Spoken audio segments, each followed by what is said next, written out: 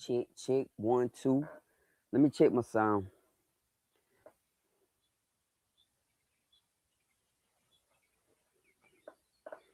All right.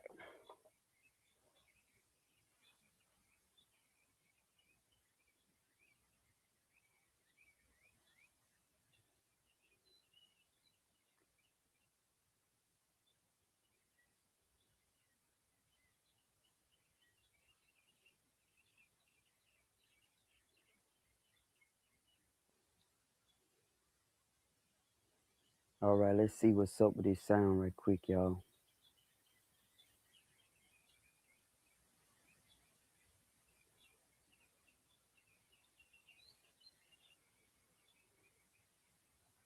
What's up, everybody? Um, let me I'm checking my sound.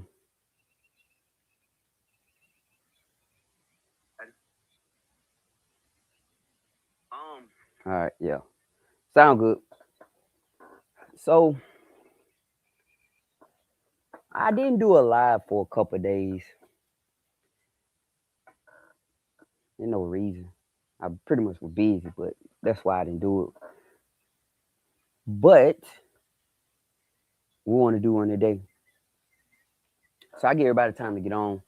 Let the algorithm get out, get the spread to everybody, and let them know we all here, y'all. The family is here. The family is here.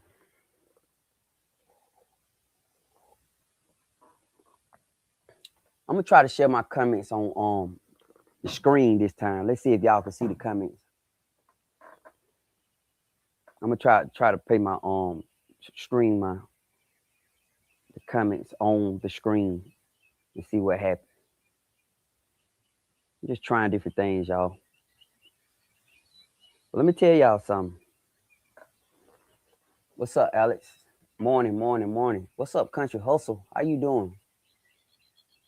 Um,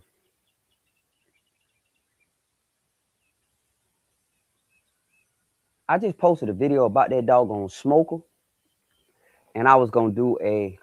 You ordered your seasoning yesterday, Mr. Dave? Myra, thank you. Is it Myra? Whatever. Thank you so much. Okay, I appreciate you. I just posted a video about that smoking. I was thinking about doing a raffle. I can't do no raffle, y'all. I just realized that that's against the law, y'all. I thought I gotta post another video, man. I just realized that's why I say, man, I thank God for research. I should have did the research before I said that, but yeah, you gotta set it up as a nonprofit, which I do have a nonprofit, guys, but it has to be an in-person thing. It can't be like doing it over the internet. And it's all taxes. That's all it is, just taxes. But what they do is to enforce the taxes, they come up with laws to say the reason why that's against the law, it can be considered as online gambling. So I'm gonna have to hold up on that, y'all. Good morning, everybody. What's good? Yes, sir. Miracle. Hey, Miracle. I like that name. Thank you, Miracle. Yeah, I appreciate that. But yeah, I can't do the online stuff, man. Them people done. So I'm gonna just have to sell it outright. I got so many people want to buy it, right? I believe I leased it too cheap. I got I got a friend of mine. He just called saying saying he want to buy it, but I already had probably about 3 or 4 people in front. Um, I think I'm gonna just sell it. This is girl, man. She's a girl out of I don't know where she's from, but her and her husband got in touch with me early, and I think I'm gonna just sell it to her. I am. I think I'm gonna just sell it to her. She got in touch with me early. Her and her husband said they wanted it. They were one of the first people who was like, didn't try to talk me down on price. They just came correct and was like, where it's at? Can I come get it? Blah blah blah. So I'm gonna tell her they can come get it tomorrow morning.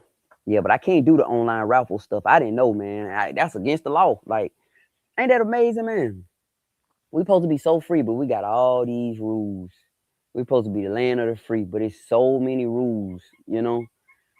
Yeah, and I just have enough problem as is, and I'm not trying to doggone create no issues for myself. I'm not. So I'm not gonna do nothing because you know The country town, I'm in a little country town. Then I came back and locked me up for the RICO Act. You know what I mean?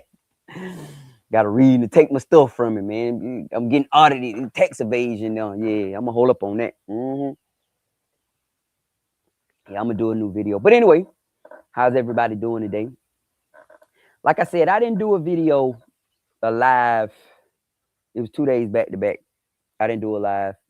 I got a brand new sheep baby who mama not feeding it. We thought, so when we first introduced her, she was trying to suck off one mama, but come to find out that's not her mama. So that's why when you breed, when the baby start having, when the mama start having the babies, you really should lock them up, because what happens is just like what happened up there. She done sucked off one of the other mamas, and once that baby suck off the other mama, it's it. Like that mama, that first mama never. Well, I ain't gonna say never, but once that baby suck off another mama and she get milk on it and it smell like another baby, that another nanny's or mama's baby, that other mama, the original mama, won't feed it. So that's what done happened. But it's all good. We done did bottle babies before. Bottle babies pretty cool. They come up to you. It's just you gotta feed them like a baby.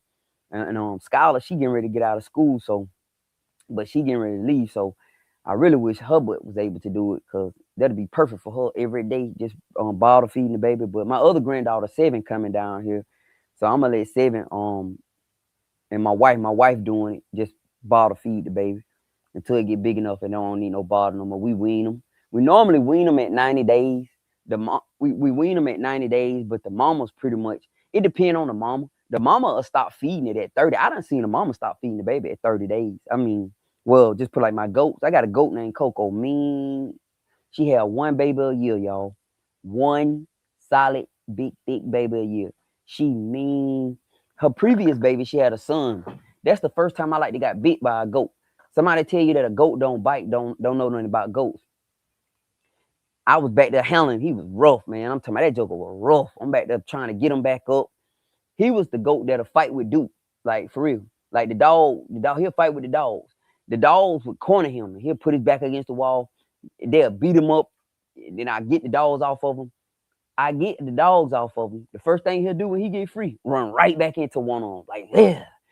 So he was crazy. So I was trying to move him away from the dogs when I had got the dogs off of him, because he was crazy, man. He keep doing stuff like jumping the gate, trying to get out. Like, it was crazy. But he was a wether. I had banded him, so he couldn't get nobody pregnant. So I doggone back there dragging him one day. He fighting like a mug. I look back at that joke like, that joke about to bite me, man. Yeah, so a goat will bite you. But Coco, that girl, she had one baby a year, man. That little bitty pygmy goat. Little bitty mean little goat, man. I'm talking about mean, y'all. When we get her in the stand, we have to try to get her in the stand to trim her hooves and stuff. It's an all-out fight. I'm all that, man, training. It's a fight. I'm telling you. Like, literally, you have to almost, like, beat on her, like, to make her stop. She fighting. She trying to bite, scratch, everything. She crazy. But she stopped feeding her babies every 30 days. After 30 days, get off of me. Yep. So I've seen the mama stop. I'm saying she stopped nursing her babies at 30 days. I done seen the mama stop nursing the babies at 30 days. Facts. We want them to nurse as long as possible, for real. But with the bottle babies, it's good because we can give it as much as we want to give it. So right now she drinking 4 ounces. My wife nursed it right here in this chair right here. But yeah, we got the bottle baby on right now, man. It's when I first did it, I had a goat that was a bottle baby, man, and I got this little hanging contraction where you just hang it in there, fill it up, and leave, and he'll suck it. But this one, she ain't got it yet. She too young, man. I went up there last night, and this how I found out, because I thought the mama that she was after was her mama. But last night, what happened was I grabbed both of the babies last night. So I grabbed, it was late, 11 o'clock at night, because I was worried. The thing about animals is this, right? And this one thing and one serious lesson I have learned about animals. The first time you recognize something wrong, jump on it right then. It's just like with your health. Immediately. Like if you feel, if something not right, get on it immediately. Because by the time you get on it, man, if you don't, it done set in and it's over. So that's what I tell you, man. I learned that with animals, and I guess that's the same with your health. As soon as you recognize something not right, I mean, I'm talking about something literally, not you know, like a hypochondriac, because I am. I got that low key too. What you call health anxieties with all this stuff on social media. Every time you cut on social media, somebody sick, somebody dying, and somebody got a mystery illness. They had you checking your body for everything too. It causes what they call health anxiety. So I low key got that too. Um, but as soon as you recognize something wrong with animals, hey, immediately deal with it. Don't wait. Don't give it a day. Don't say let's see how it's gonna work out. Don't do that. Don't do that because I lost a beautiful goat. A friend of mine gave me a goat. I lost a beautiful goat, man. She had 3 babies and I lost her, man, because stupidity on my behalf. The reason why I say stupidity is because I had all the right information and I still didn't make the right decision. Ignorant, I just don't have the right information. Stupid, I had all the right information and I didn't make the right decision. And my goal was to see how it worked out. Don't do that. So she taught me that. So I'm gonna be a better breeder for that. So I recognize something not right with this goat. I mean this sheep. And I got a lot of money tied up in my sheep. Remember, we ain't ate one sheep from here yet. Not yet. I had 10 at first, lost 5, brought Rocky on, the male. He broke his neck out here jumping over the fence. Just so happened he had a son. His son bred everybody up in there. And the mama too. He has all his sisters and everybody. So they having babies up in there. So last night I went up in there, and I was just watching them, man, because I'm kind of like I'm on my stuff now. And I was noticing the mama was trying to nurse off the mama, but the mama wouldn't let her nurse. And the mama just going in circles. So I grabbed both of the babies. Because lesson have taught me that when you grab them babies, the mama's gonna come. Like for real. So even if a mama won't even nurse the baby, when that baby start hollering, her maternal instinct kick in and she gonna come. So I grabbed both of the babies. I felt the difference in weight. The boy it's a male and a female. The male is solid, big old solid boy. I picked them up, picked the girl up. I could tell they different in weight, but that's okay. And I brought them to a little area and I closed the gate. And I watched the mamas, and 2 mamas came hollering. I said, okay, so this white baby done nursed off of the wrong mama. And the mama probably didn't know it was her. She probably thought it was her baby.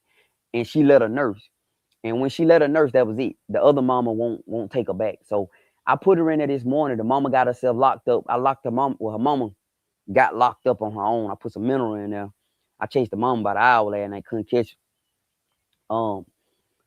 When I came out here this morning, she was locked up. She had accidentally locked herself in this area, the little barn. I put the baby in there with her. And she'll kill that baby. So we're gonna bottle feed that baby, which is good because at least we can make sure the baby get what she's supposed to eat. So she's drinking 4 ounces now. My wife gonna go get her every 2 to 3 hours. I forget she said 4 hours. I forget what she said, but you better believe my wife gonna do it. That baby's gonna get fed. That's gonna be a big baby. And she gonna be glued to my wife's side like crazy. So we got a bottle baby.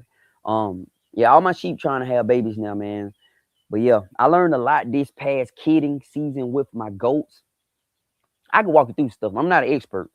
The experts know, but I done learned this year with my goats, y'all. I have learned um um I have learned so much. When I say I have learned so much, man, oh man. What's up, Linda from Anniston, Alabama? I've been fishing in Anniston, Alabama. Dion said that he's having problem finding land, the right land, in the right area to buy land. I had to back out of a property in North Mississippi because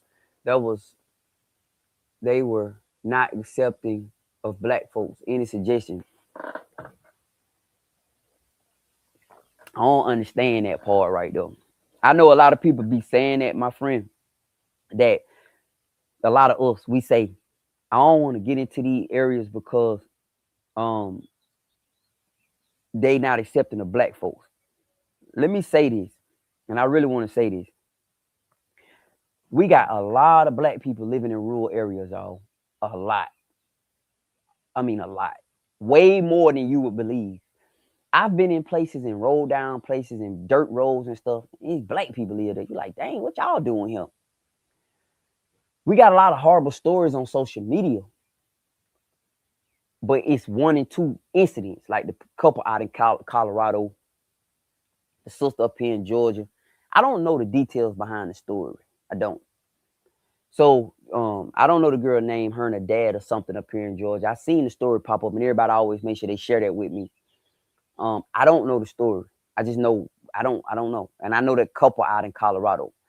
Those are two factual stories that I know for sure, right? I don't know the details, but I do know their stories. And I'm pretty sure there's more. You know, there's more. But other than that, y'all, there are a lot of black people living in rural areas that white people would not bother. For real. I'm telling you.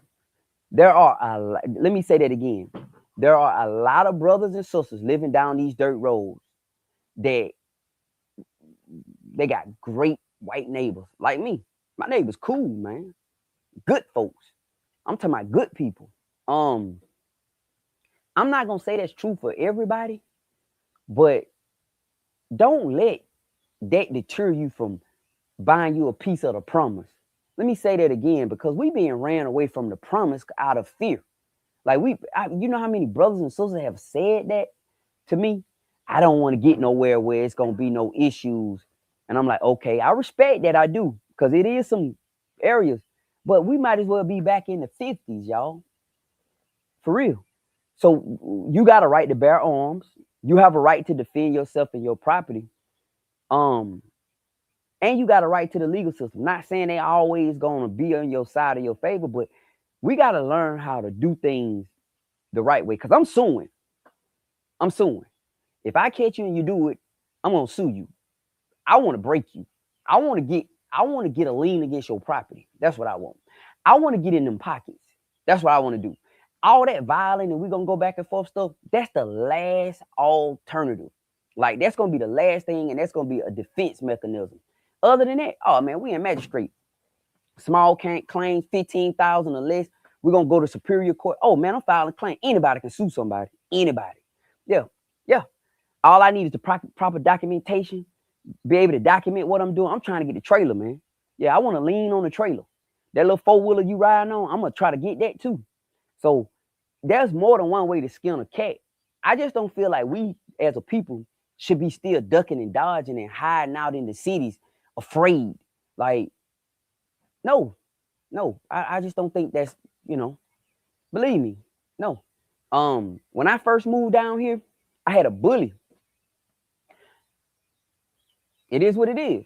You know what I mean? I'm not nobody. I'm not a gangster. I'm not a bully. I'm not none of that. I'm gonna do what I need to do though.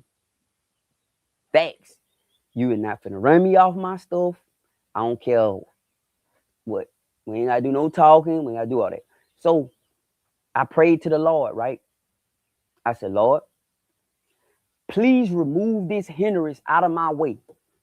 I'm gonna allow you to handle it because I don't want to handle it. Because if I handle it, I don't know what's gonna happen. And the Lord did. The Lord did. He removed it out of my way. I'm talking about permanently. Permanently. Straight up. Permanently, man. It's gone. But I understand what you're saying, but we gotta stand on it, man. Like, nah, man, don't let nobody push you off that, man. Yeah, man. So many. Now, if you're a single sister, I understand if you're a single sister. Because some people will try a woman faster than they'll try a man, right? So I understand that. Some people will try you. They'll try you a woman faster than they'll try a man. So I understand that, my sister. But I'm gonna be honest, man. I'm going to the courthouse and I'm gonna sue you. And that's what you should do. That's how you deter people. When you get in them pockets, oh, folks start backing up then. They start coming with their sad stories then. They start coming to my way, my mama medicated. I don't care. You were trespassing, you were doing all that stuff. Because you get people who trespass, they trespass on white people's property too. I got a friend of mine, he just posted on his Facebook page, he got people trespassing on his property, and he trying to find out who they are because a trespasser gonna trespass. He ain't trying to find out if it's a black person or a white person who own it. I'm minding my business. You mind yours. That's it. I don't have to pay. And another thing I learned. Money kind of supersede all that BS. When people need you to support their business and their establishments, oh man, they get right quick. They can hate you. For real. But man, they need you to come and buy gas. They need you to come and fill up your diesel trucks and buy feed and stuff. Oh man, they act right quick. I don't need you to be my best buddy. I don't. I just need you to leave me alone. That's it. You don't have to be my best friend. You don't have to call me. You don't have to love me. Leave me alone. That's why people move down off of dirt roads. They move down. They gonna be later optimistic, y'all. Amen, somebody. That's why people move down dirt roads. Y'all know why people move down dirt roads? They move down dirt roads because they don't want to be bothered. What's up with you? What it do, boo? You got to duck down. They can't see you. There it is. Hey, y'all. Tell them what's happening. What's happening? Yeah. You should never tell the enemy what your next will be. He can't put everything in another person's name. Man, ain't nobody studying all that. Gloria, listen to me. No. Gloria, listen to me. In the law. Yeah, but on top of that, listen. All that right there, believe me, that stuff right there don't matter. I have been through legal proceedings before. Go ahead and move it into somebody's name. We could track all that stuff. If it get a time you get a judgment against somebody and you want to pursue the judgment, because it may not even be a judgment you want to pursue. You may just want to get them to back up off of you. But if you want to pursue the judgment, oh yeah. Just like Social Security got a look back period. We can go after it, for real. That camera low, boy. Yeah, but you got to know your stuff though. The problem with us as a people, and I ain't saying all of us, because some of us know. Number one, we scared of the legal system. We don't like the legal system. And I'm not trying to judge nobody, but we don't like the legal system. We run from the legal system. We always in the legal system either as a victim of it. We getting sued. We incarcerated. We don't know how to utilize the legal system because traditionally the legal system has never been on our side. So we always avoid it at all costs. You get what I'm saying? But what I can tell you is learn it. Learn your rights. Pursue it. Our answer has always been violence. That's been our answer. We just get violent. Like I just push your head. Like, nah. We ain't got to do all that. We get a judgment against somebody. You see what I'm saying? We pursue it. We try to foreclose on the property. You know, when you get into them pockets, they back down. I just want you to leave me alone. So when you move down the dirt road, remember, that's what you dealt for. You dealt for that. But I have had to learn that, man. I've had to learn that, man, that you don't fight fire with fire. They say the pen is mightier than the sword, guys. You put that ink pen on somebody. And see, that's what has been done to us as a people for so long because we have never understood that the pen is mightier than the sword. We just want to beat somebody up. Like, oh, yeah, man. Yeah, run, knock them out there. Like, that's the ultimate revenge. And and now he got a judgment on you. You done broke Ron jaw. Ron, bro, got a plate in his jaw. He done got a judgment against you for all his medical damage. And then his real damages, then they done awarded him some punitive damage. And then now he got a lawyer that know how to come after you. Now they garnishing your wages on your job. Yeah, they could do that, man. So we have to learn as a people how to utilize this stuff. We do, man. We do. We ran from it and we deal with it differently. Now I'm going to court. I stand up in court. And we can always appeal to a higher court. If this local court don't want to act right, remember, there's a system. We'll go to the superior court. We'll go to the higher court. We'll go to the court of appeals. We can't allow ourselves to be pushed away, man, and ran off. We can't. So if you want to move to a rural area and you uncertain about the people in the rural area, most of the time, if you stay in the country, them folks ain't bothering you. They don't care. They don't want nothing to do with you. You know, mind your business, I mind mine, right? And there's a few people y'all can be friends with. They say you want to be far enough so they can't be in your business, but close enough to help you if you ever need it. Right. So that's the system we operate on down here. I would definitely do my due diligence because I don't want to be around no crazy people either. Yeah, we love our neighbors. But another thing is this: buying a property with convoluted property lines will get you in trouble. So how we solve that problem, I see you. How we solve that problem is this. Never buy a problem. Never buy a property where the property lines are convoluted, meaning that it's some places that it ain't clear. You see what I'm saying? Or if you go out there and look at it and they done already built some on that property line. Now, at the end of the day, you got a right to buy it and tear it down if you want to, right?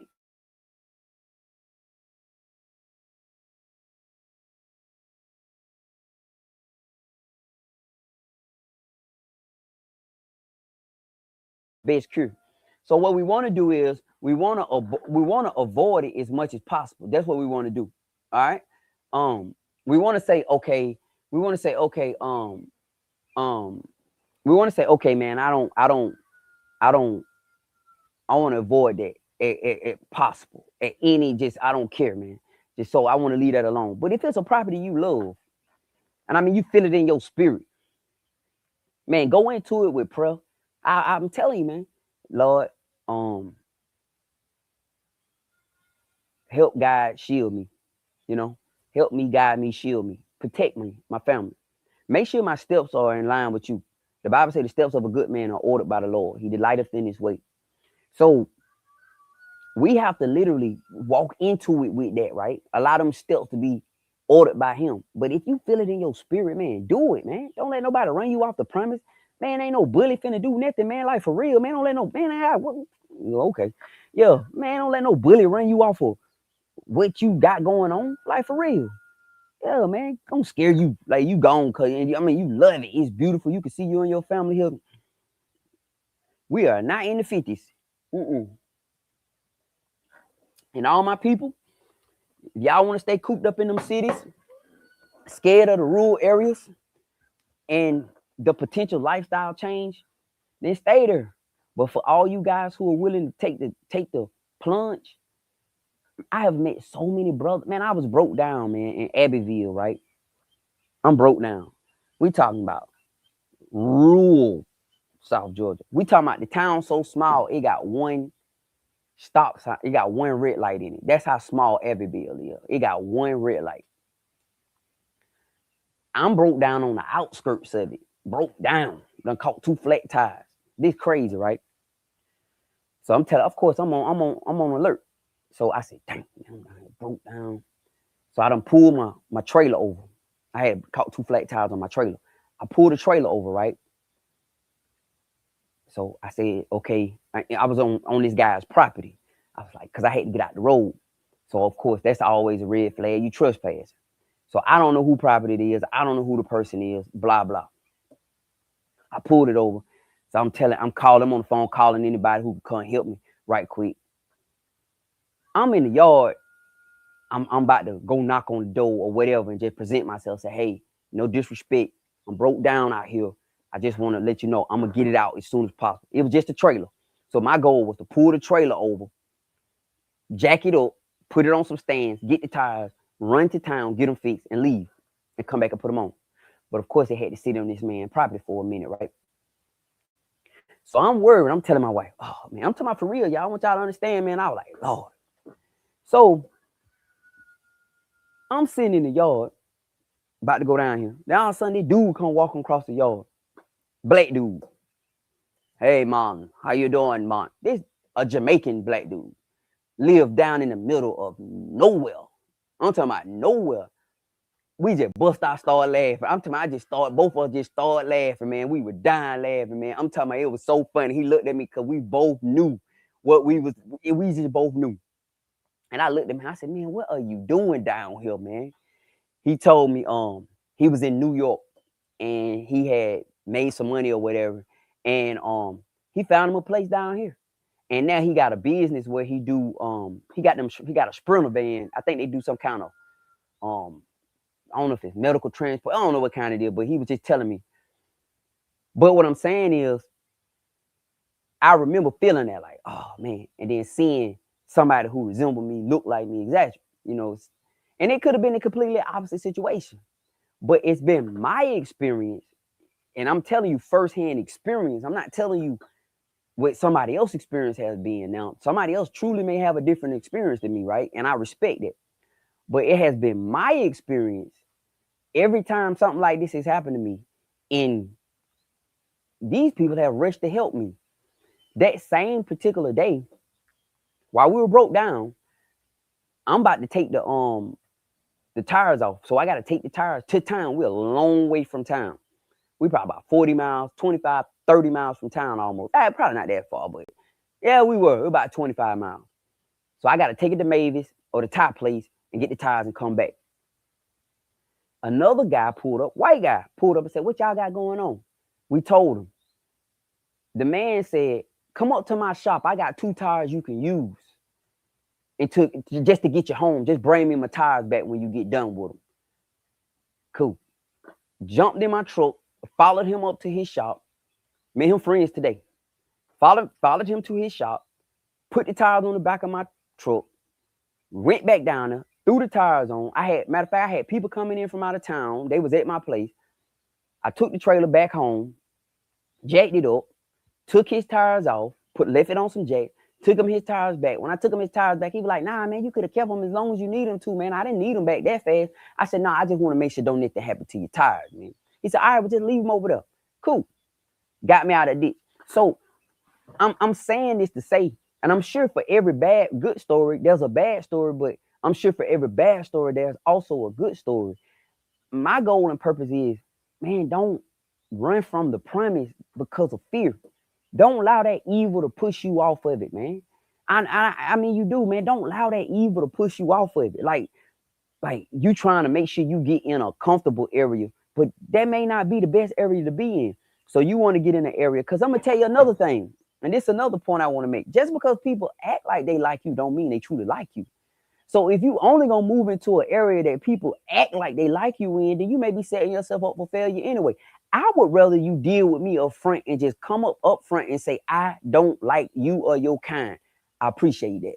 So now it won't be no misgivings about this information. So now I understand and I know what it is with you, because you don't like me and I don't like you. So let's don't deal with each other. I see you broke down on the side of the road. I may even just ask, hey, man, you straight? And keep on going about my business. For real, because if I'm ever broke down, not liking me or not, I would really appreciate you throwing me a spell tie too. So just remember, man, the worst kind of hate is not the open hate. The worst kind of hate is the hidden hate. That's the worst kind. The open, outright hate, man, that's good hate. Yeah, that's good hate, because I know where we stand. The line is drawn in the sand. I know I'm on one side, you on the other. Ain't no confusion about it. The worst kind is when a person work hard to hide themselves and hide their true nature from you. And then one day, boom, in the back of your head. You let them in, you gave them exposure. They just been waiting on their perfect moment. Wham. So I like open and outward hate. Just give it to me, but don't be faking, man. Don't come around me faking, trying to act like you really with me, because I'm trying to figure you out the whole time. I'm looking at your eyes. I'm really watching your behavior. I'm watching how you respond. I'm listening to the little slick stuff you saying, because I'm really trying to figure you out. Because from where I came from, it will cost you your life if you misread somebody. So I was in and out them systems. If y'all don't know, I was in and out the system. And I'm not a big guy. I'm a pretty small guy compared to, I ain't super small, but I'm not no big guy. So, I mean, I grew up in the juvenile in the system, so I know how to fight. I had to know how to fight. I was too small to not know how to fight. I had to. So, I know how to handle myself. So I'm getting in a situation where I'm around people who acting like they really with me, but they really trying to, run that game on me. And then one day, boom, So I had to learn how to figure a person out fast. So my point of y'all, man, is this, man. Look, you want to move in the area, you fall in love with that property. Yeah, the neighbors are all good. They may not like you. They may look you straight in your face and say, just stay on your side. I stay on my side. Thank you, sir. Thank you. We ain't got to act. We ain't got to front or nothing. And them people who like that, a lot of times, they not going to disrespect you, and you not going to disrespect them. They don't put it in the sand and say, I don't like you. I don't want nothing to do with you, blah, blah, blah. And those are the type of people I deal with. I'd rather deal with that than somebody trying to act like they like me, and the whole time you sneaking. You know what I mean? You snaking. You trying to figure out a way to get me. So yeah, nah, man. Don't. My point of that, man, it just bothers me when I hear my brothers and sisters saying, I want me a piece of property. I want something that's in my spirit. God them places in my spirit, but I'm not gonna do it because I don't, I understand, man. I do. I understand that fear. Cause I was scared when I moved down here. I ain't gonna act. Man, I be flexing, man. Look, if I told y'all when we moved down here, man, I was not, man. It was so dark. So I'm from the city, born and raised in Atlanta, Georgia. I ain't never been in no completely dark environment, ever. I've always been around areas where it was light, street lights, house lights, sounds. You can hear a motorcycle riding down the road, a backfire of a car, a siren, or something. I've always been around sound and lights, concrete sound and light, right? Always. I come down this move, it's pitch black. I'm talking about pitch black. Oh man, I remember I'm telling my wife was like, it's all right, baby, because she from this area, not this area, but she from the country. She like, nah, this. I'm like, man, you hear that? What is that? I don't hear nothing. Nothing. I don't hear anything. No sirens, no backfire car, no motorcycle changing gears, no car, no nothing. And it's dark. Man, you talking about scared all night long. You know what I mean? That's why I got them dogs. You know what I mean? They can bark, wake me up, let me know it's out here before it get to me. So I understand that part. I do. But after about a year here, I ain't gonna say a year, I realized, nah, man, this what's up. I had a guy one time was chasing a deer. I'm giving y'all these stories. It was a guy chasing a deer. They didn't shot a deer. I think they got it with a I think they might have got it with an arrow, and they didn't kill him or something, right? So they hired this guy, this company. It's a guy down here, local guy, and what he do is he got these dogs that once you give them the scent, they'll track the deer, right? So the deer was back in these woods over here behind my grandmama's house. It's a big old patch of woods. They probably about 30, 40 acres back there. Big old patch back there. Not probably not that much, but it's a big old piece. So, what's up? Hold on one second, y'all. But the guy chasing the deer, right? The deer done.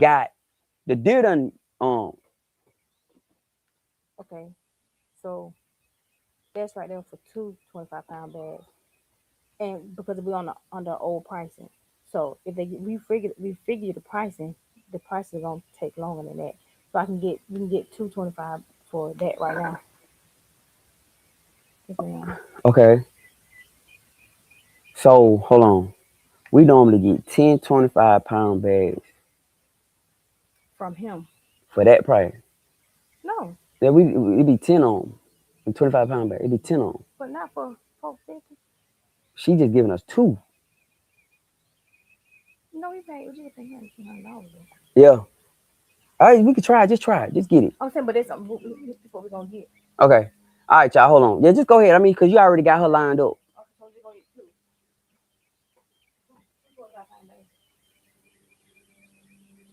two. Just to see. Or 4. Yeah. Okay. So we never could buy more than 2, or that's the only. Okay, facts. Go ahead. Thank you, ma'am. But anyway, sorry, y'all. So anyway, the guy's chasing the deer, y'all. They done hired this guy to chase the deer. I'm gonna just give y'all a story.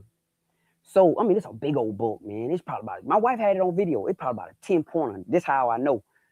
So we standing outside one day, and y'all know we got this pond right here.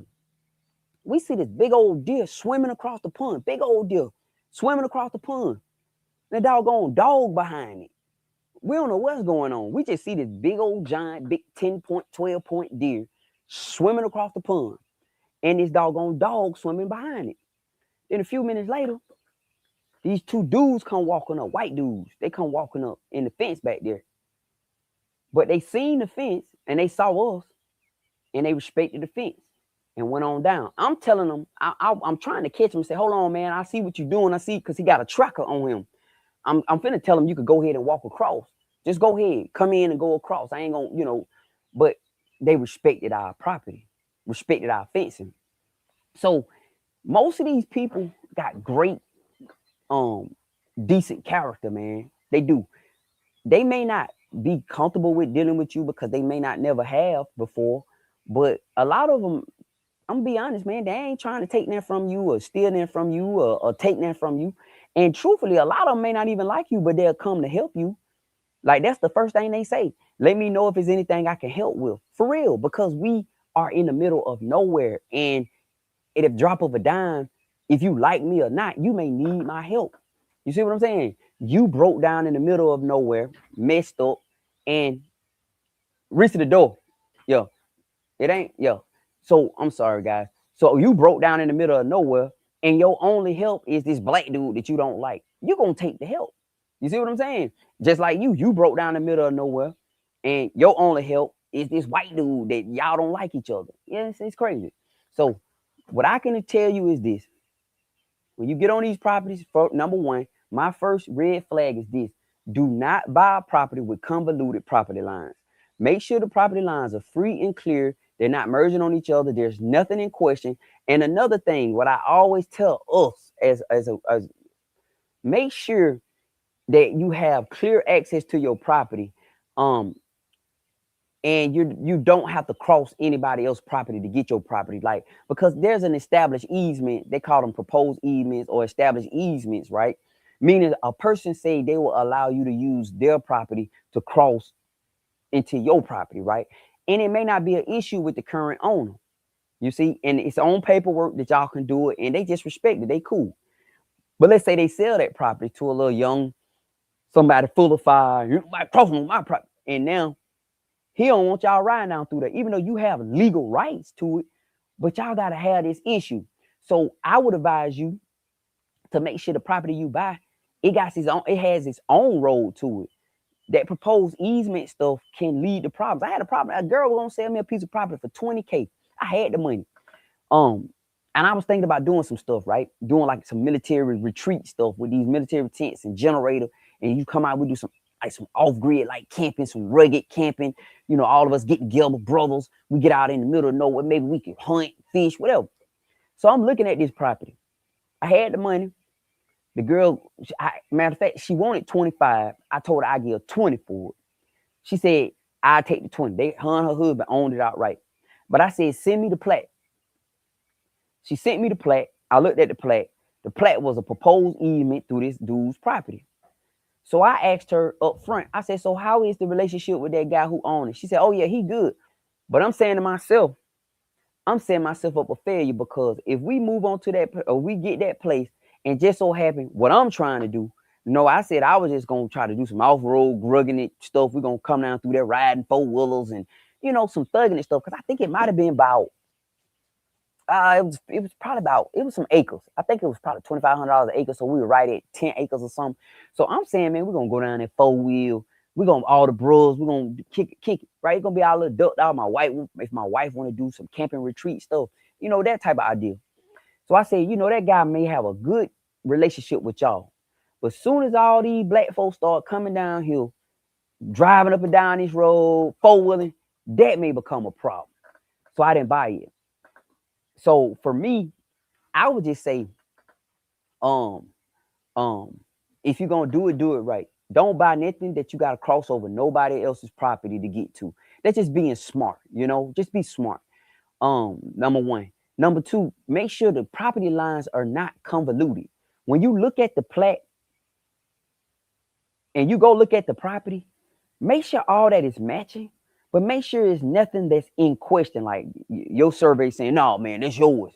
But they got two lines. So what happens when you do surveys? Let me tell y'all this. I want to make sure I hit you. So when you do surveys, they put these rebars in the ground. Well, just put it like this. When we did a survey, I don't know how they're going to do a survey in your area, right? So when we did a survey, they put rebar with tape on the end of it at the property lines. Okay, so you'll look at it and it's a pink tape on there. And what happens is when there's multiple surveys done, you may see two rebars there with different color tape. So you may see green and pink one because it's been multiple surveys done, meaning that person across there did theirs and you did yours. So they right there at the same thing. Okay, so when you go out there and you see that survey, look at the lines and see if things can be confused. If it's something already on your property, they don't put a fence up, right? They got a fence and it may be crossing yours a little bit. So now you gotta say, okay, now the fence cool, I ain't got no problem. Or accept the fact that they done or if the property that you have, they done build a fence on. Because one thing you can do is inherit somebody else's problem. I want y'all to understand that. Listen to me. If you buy a property with convoluted property lines, you can inherit somebody else's problem. That happened to me here. The guy who owned this place that I'm sitting on and the guy up that hill was battling over that pond right there. They were fighting over that pond. And what happens is a piece of water in Georgia do not have to be yours, but as long as it touches your property, you have rights to it. You can fish on it. You can go out there and take a boat in it, but you can't make any changes on it. You can't go out there and say you're gonna build a dam. We're gonna say you can't make changes, but you got rights to it. So that's one of the things you got to be careful. So the guy who had been here, this guy was saying, he was over there like he was expanding the pond, like he was making the pond bigger. I looked out there and I saw he had a backhoe and he had done dug the pond all the way out. He done made it bigger. I'm saying to myself, bro, I don't know none of this. I live in Atlanta. Like he was calling me, man. He's sitting on the phone with me, griping because he thought the trees was his. He thought the trees belonged to him. So I had that problem. So my advice to you is this: if there is any piece of property on this potential purchase in question, run. Let it go. Let it go. Because that's what you call a point of contention. And people will die about an inch. They will die about 6 inches of property line. Straight up, man. You got men willing to, because women don't be caring. Well, sometimes the women be gassing their men up. That's what it be. The women be gassing the husbands up. The husband don't care. Sometimes in the woman, I ain't no way nobody be taking my property from me. Dude down there ready to die about 6 inches of property line, right? If you gonna buy, make sure it's clear. Everything is clear. It's nothing crossing over. And if it is a point of contention, let's see if we can address this before the deed transfer or we get on the contract. Make sure the previous owners address that because you will inherit their problem. And people not going to tell you they got a crazy neighbor. They're not going to say that. So a lot of times for us, we ain't doing our due diligence like we supposed to do. And we moving into these communities and didn't know that the dude who sold you the property was tired of that crazy joker. And he done sold it to you, made a quick bag, and now you done bought his problem. You see what I'm saying? So that's part of the due diligence phase, man. Yeah, I would really just see what's up with the neighbors, like go talk. Hey, man, what's going on? Like any issues I need to know about? Go down there and check and see. Because, you can pull police reports. You can find out if it's any issues happening on that land. Are they calling the police and stuff like that? That's the kind of stuff I would do. So I'm going to eventually buy another piece of property. It's itching. Like I want one. I found one recently. I don't have the money right now, but you got to dream cash, y'all. You got to always be preparing for tomorrow. So we hunting. And we ain't got the money for it right now. And what I mean the money for it, like to buy, not the finance, but to buy. So the next piece of property I buy, these are the steps I'm gonna take. I'm gonna go out there. I want to talk to the people nearby. I want to find out what's up. What's up with this land? I want to go down there and see if there's any records on the land, see what's going on with it. If any parts of that land, because ponds are a headache, because people want to fish in the pond. Little kids want to fish in the pond. You'll look up and somebody be on your pond fishing in your pond. Somebody know it's back there and they jump on the fence and come back there. So a pond is a headache. If especially if they can see it from the road. If they can see it from the side of the road, I don't know if I buy that. I wouldn't buy that. Now, I'm way down in the middle of nowhere. Ain't no stumbling up on this pond right here. Like you got to go through some properties to get down here, for real. So this pretty cool, ideal situation. But if you're gonna buy something, man, make sure when you buy it, it's clear. That's my biggest point. But don't get intimidated, man, by the areas in the environment, man, and the people in that area and the environment, man. They either can be great folks or some of them can be horrible people, But respect is mandatory, and that's it. It's mandatory. You get what I'm saying? And all bullets aren't bullets. They sometimes you just firing off paperwork. You firing off paperwork, and you get to firing off paperwork. Folks get to acting right. I'm telling you, man, folk get to acting right. And then, the last result should be protecting thyself. That's the first result, but I'm saying like some violent stuff. I just don't think we should go into that, but you gotta be ready though. I ain't gonna tell you to be green now. Be ready. Don't be green. But almost all people who I know live in these areas. I mean, I got one brother. He got a big old place. Big old place. It's like 20 some acres. And it's a big lake on this place. They got a lake on that place.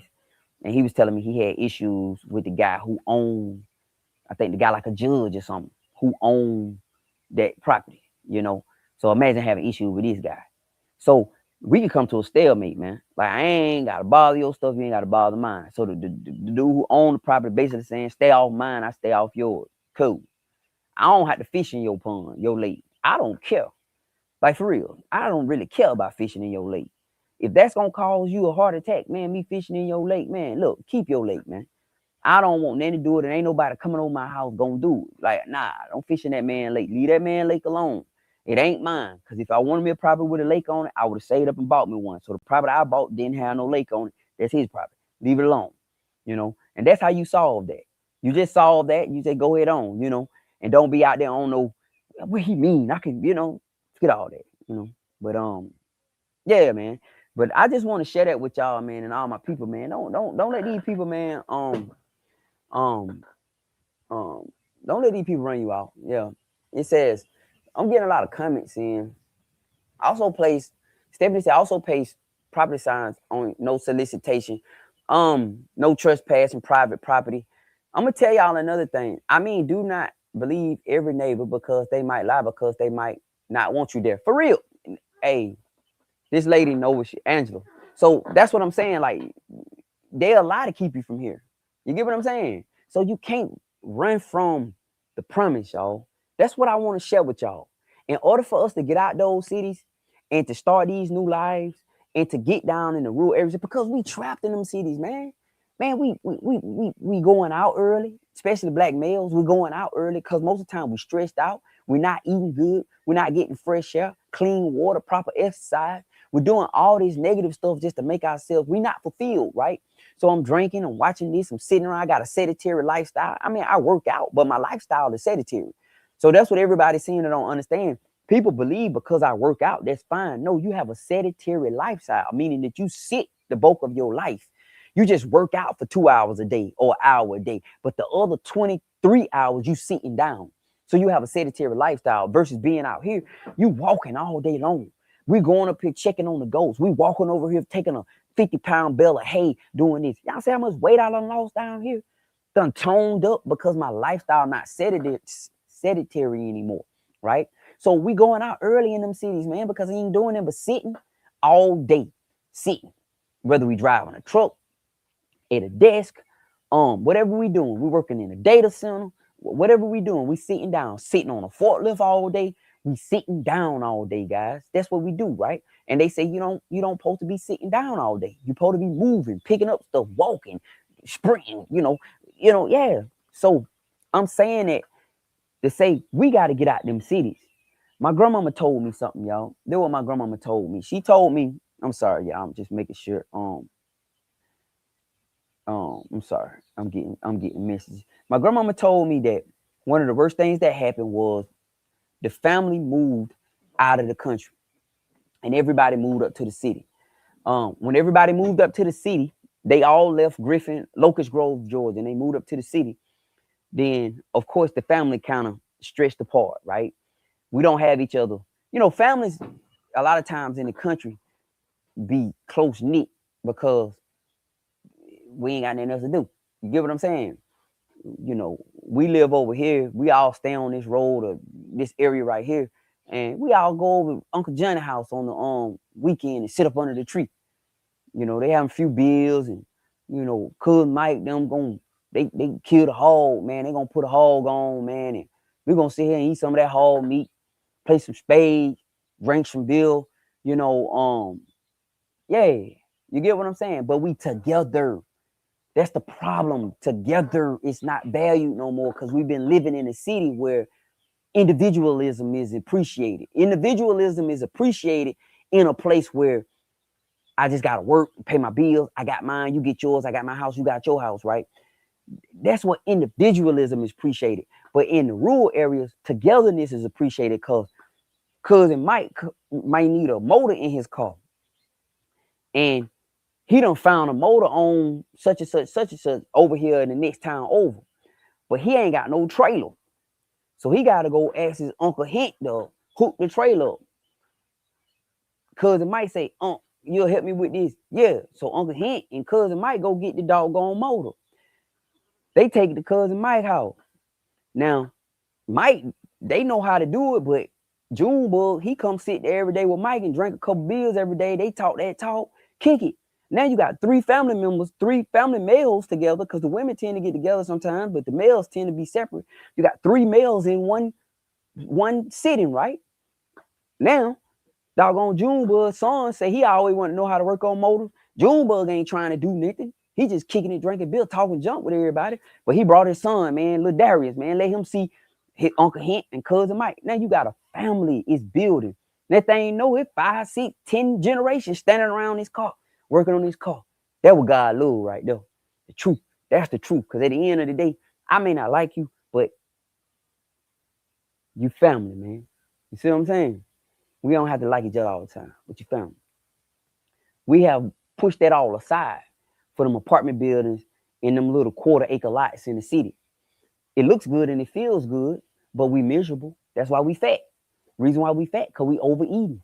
Why we overeating? Because we looking for fulfillment in everything else because our life don't have it. So I'm drinking and I'm eating like crazy. Why am I drinking and eating so much? Because I'm trying to find true happiness in something other than my life. Because my life is miserable, guys. I just go to work. I don't like my boss, Sheila. I'm about ready to hit her across her head. You see what I'm saying? Like, she trying me every day. My coworkers fake, smiling in my face, stabbing behind my back. I'm sitting in this office stressed out. Don't really like nobody in here. I got to find me something new. Been putting my resume on Indeed. Been doing everything. Nobody hiring me. So it look like I'm stuck on this job. So I got to stay here. So what I'm going to do, man? I'm going to eat. We go out to lunch, man. We have us a few drinks. We eat. So we doing all this negative stuff for our bodies because we can't find fulfillment in our day-to-day life. Whereas, come out here and start a garden. And I bet you your buddy find fulfillment quick. You'll find fulfillment quick. Start growing some animals or something, right? Come out here and start little projects in the house, right? Right. So we're going to keep you busy. I think that's the demonic strategy. We're going to keep you busy with all this nothingness that's going to leave you to an early grave. That's what we're going to do. We can't even walk in our own purpose because we tied up. I talked to a young guy. I got a little cousin. He comes sit on the porch with me on his days off. I like talking to him because he's younger than me. I like to hear his viewpoints on the world, and I like to be able to correct him, when I see he in error about something, but not in a judgment. Like, he a good guy. So if I hear him say something, I like to be able to say, nah, this the way, blah, blah, blah. How I know? I did it. I failed at it. So you shouldn't have to, right? So he comes sit on the porch with me and we talk, and we just go through this phase of just connection, and he's siphoning information off of me that's helping him make his choices and decisions in the world. That's family, man. That's bond, and this is my wife by blood cousin. And he valuing the appreciation and valuing that, and he coming to sit over here and talk to me. And I'm giving him knowledge. He just say, man, what you doing today? On his day off. And he may only have one day off, but he come sit down here. And we go fishing, or we talk, and I show him the animals, and we walk around this place. And he say, man, it's peace and freedom and stuff like that, right? It is. But he want to get out the city. He's trying to figure out his strategy to get out. But what's happening is life and obligation and responsibility has him bound. So he bound to that job because life, and it's not just to the job. His time is spoken for. Can I say that to you? Your time being spoken for, meaning that I have to be here. I don't have no control over these hours of my life. I don't have no control over this. The best I can do is a vacation and they don't want to let me get 2 weeks back to back. They'll just let me get a week, right? Which is not enough time to vacate. A week vacation, by the time you in the third day, you just starting to relax. Because the first day you get in there, you trying to get situated. You know, the third day, you really relaxing. The fourth day, you like, oh, Lord, I'm getting ready to have to go right back. So really, you know, I used to work, the company I used to work for, they had holidays. We had a UK, Europe version of it, the company. Man, them folks were going on holiday for like, they always was on holiday. I was like, what is holiday? He was like, man, they just be gone. Like they don't work, man. They be gone. I'm like, really? Not in America. We don't do that. Yeah, put your nose to the grindstone and just grind it out. Yeah, you gonna die early, but just grind it out. You know what I mean? That ain't to me. And I'm gonna tell you what's the perspective. My daddy, man, God rest that man's soul. That man, my whole entire life, that man never told me nothing but I needed to get a job. That's it. That man always criticized me for always wanted to have businesses and try to do something else. I think he felt like at the time now, because I'm finna tell the story. I think he felt like I was trying to get over, like I just didn't want to work. You see what I'm saying? Like I thought, I now being older, I believe my daddy felt like I didn't want to work. Right? He didn't understand that I had an entrepreneurial spirit. I wanted to be free. I wanted to be free. To move like I want to move. Now it's some struggle that come with freedom now. When you don't have a set 9 to 5 and your time is not spoken for, sometimes the money get tight. You get what I'm saying? You got to come up with other ways to make money. You get it? But my dad would always like, you just need to get a job, right? And we couldn't see eye to eye for nothing, man.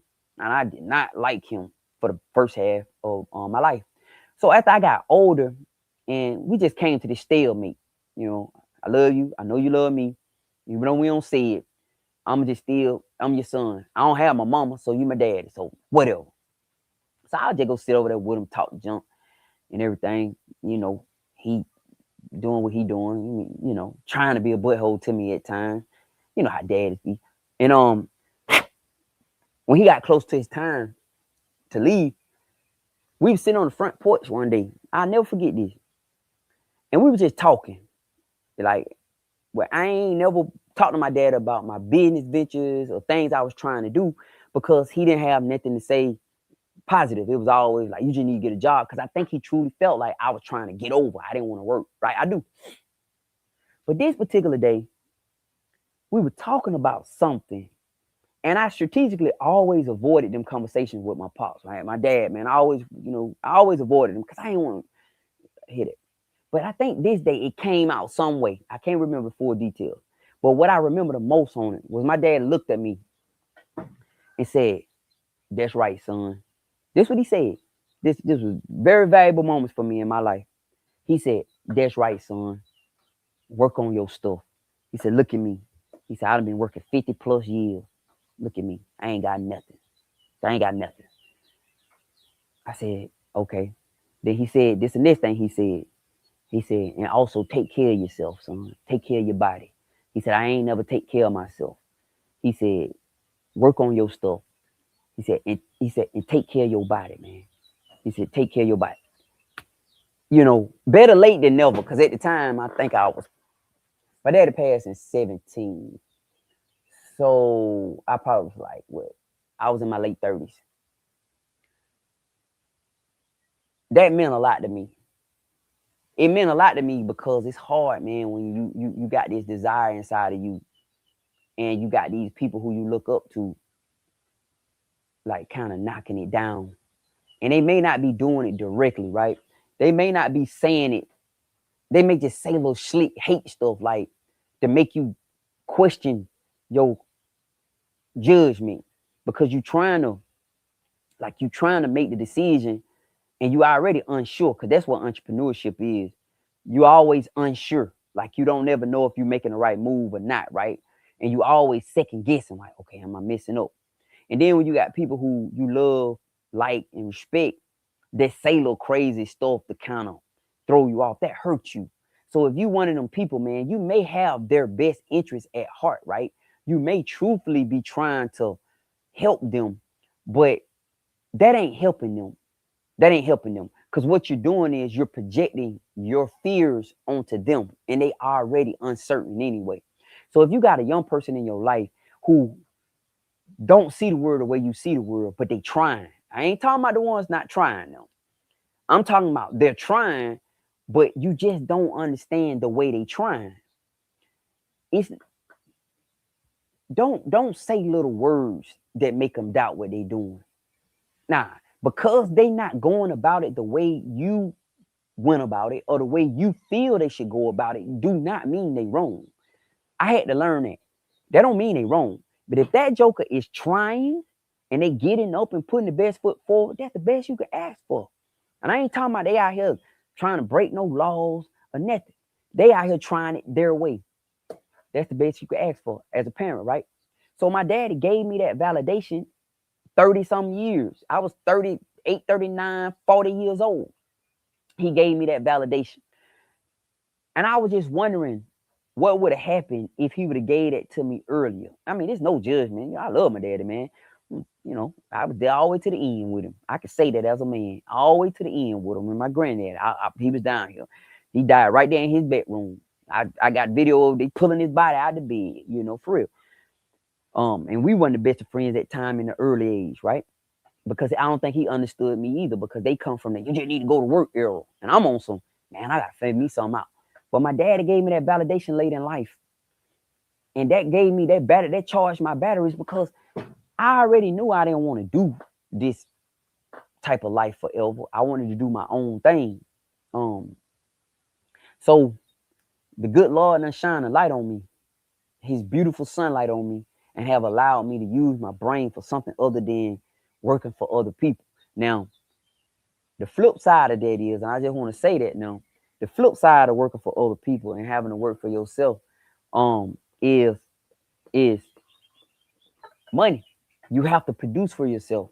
So for all my people who getting up going to work every day, it's nothing wrong with that. You got a 9 to 5, you making great money, you got it set in stone, blue, you good. Now for me, I don't have a 9 to 5. It's not set in stone. I got riches in another area. I have freedom to create. You see what I'm saying? So that's the flip side of this. And what happened is, how I've reached this point is I was able to buy this place. You see what I'm saying? It was just the Lord. Even in the middle of buying that house in Stone Mountain. And let me say this. I'm gonna tell y'all this, right? When I bought that house in Atlanta, in Stone Mountain, they robbed me, y'all. They robbed me. I had an 80-20 loan. I had an adjustable rate on the 80. I had an interest only on the 20. It was 100% subprime loan, right? One of the worst predatory loans you can have.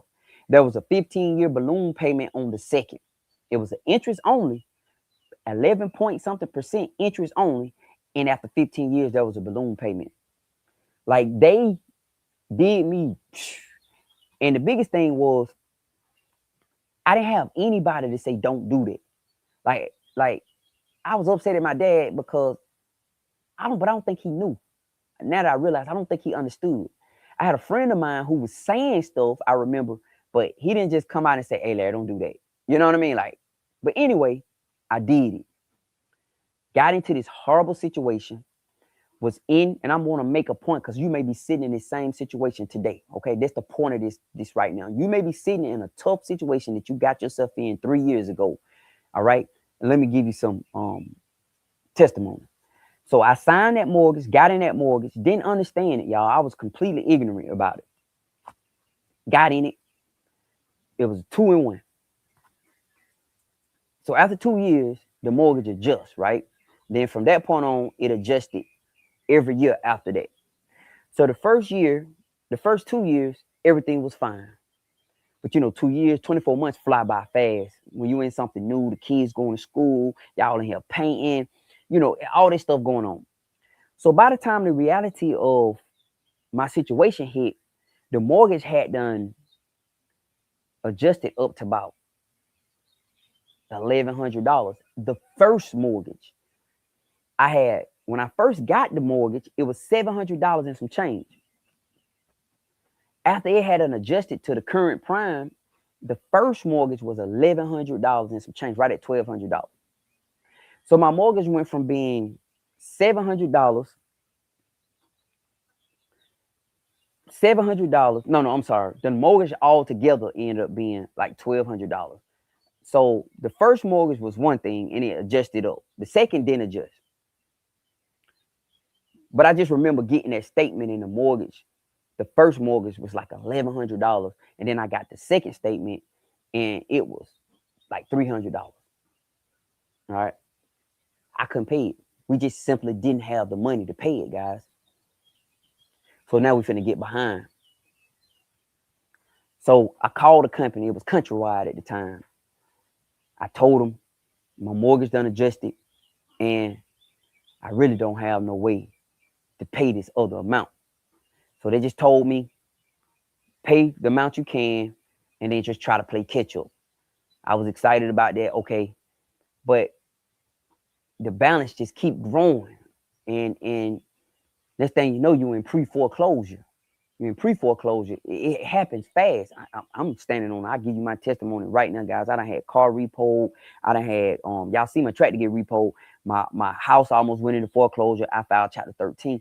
I don't have no shame in my game. I really don't. So if you facing something like that, man, don't worry about it. What people think, do it. Whatever you need to do. So my house going into pre-foreclosure. I don't know what to do.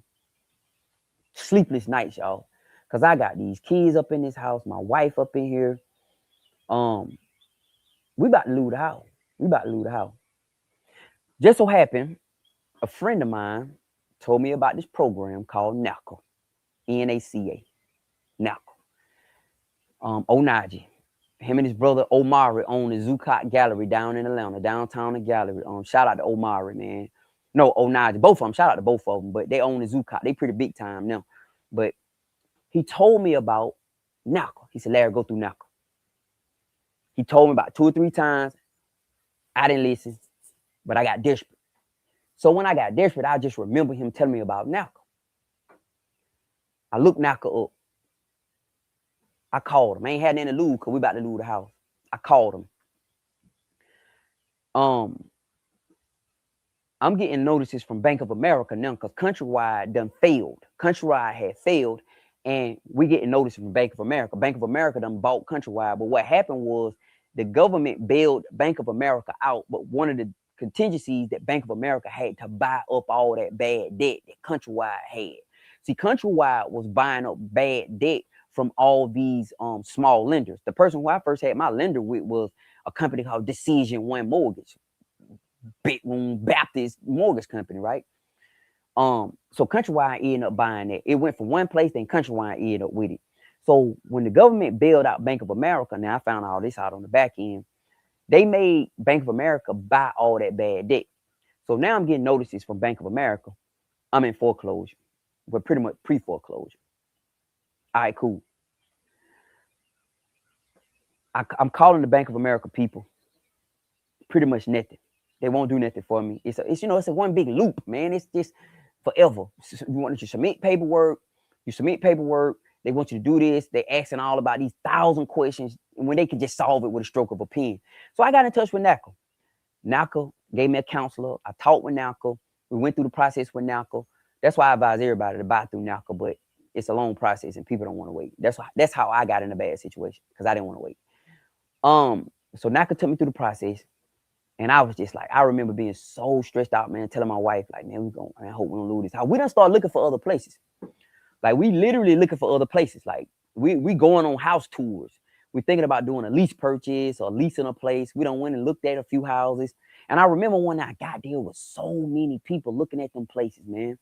Like, they would have open houses and it was so many people there. So I was like, man, there's so many people there. And the renting market is competitive.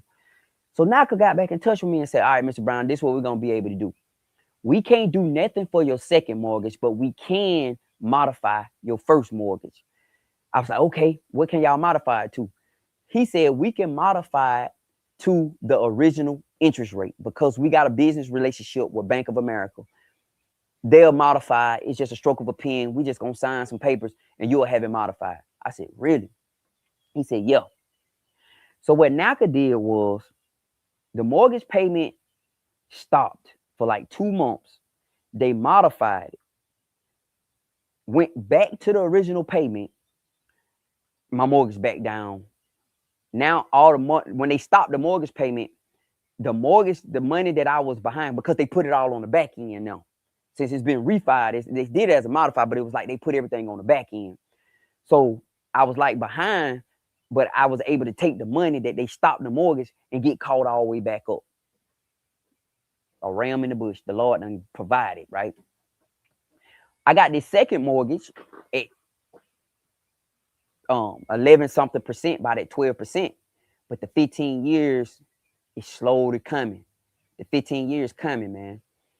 And I'm scared now because I don't have that balloon payment because it's interest only. The loan is interest only. The balance was increasing. That's how bad it was. The balance was increasing, y'all. When I got the balance, it wasn't going down. It was going up. That's how bad it was. So I called this company, and because NACA told me they couldn't do anything with a second mortgage. They only could do something with a first. So if you're in a situation like this, I'm giving you some information. The company won't work with me. They won't work with me. They won't do nothing. I was in good standing with all my debts, right? But at the time they passed this legislation or this law or whatever, I don't know if it was passed, but they said you can wipe your second mortgage out because it was unsecured, because the balance of the property could not cover it if you sold it. I get a doggone tax thing appraisal. You know how the commissioner give you the appraisal assessment? I paid over $100-some thousand for the house. It's currently whatever year it was in. The house was on the value of like $20-some thousand, right at $30,000. So I'm sick about that. But I'm doing research at the same time. Remember, we didn't have ChatGPT and all this stuff like that then. We just had the internet, best case, but it wasn't as, like it is now. So I'm doing research.